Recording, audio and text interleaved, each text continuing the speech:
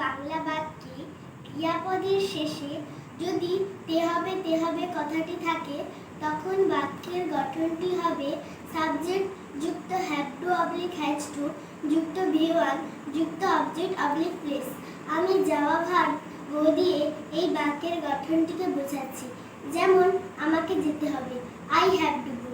আমাকে কি যেতে হবে? ডু আই হ্যাভ টু গো? আমাকে যেতে হবে না, আই ডোন্ট হ্যাভ টু গো। আমাকে কি যেতে হবে না, ডোন্ট আই হ্যাভ টু গো। আমাদেরকে যেতে হবে, উই হ্যাভ টু গো। আমাদেরকে কি যেতে হবে, ডু উই হ্যাভ টু গো। আমাদেরকে যেতে হবে না, উই ডোন্ট হ্যাভ টু গো। আমাদেরকে কি যেতে হবে না, don't we have to go. তোমাকে যেতে হবে, ইউ হ্যাভ টু গো। তোমাকে কি যেতে হবে, do you have to go. তোমাকে যেতে হবে না, you don't have to go. তোমাকে কি যেতে হবে না, don't you have to go. তোমাদেরকে যেতে হবে, ইউ হ্যাভ টু গো। তোমাদেরকে কি যেতে হবে, do you have to go. তোমাদেরকে যেতে হবে না, you don't have to go. তোমাদেরকে কি যেতে হবে না, don't you have to go.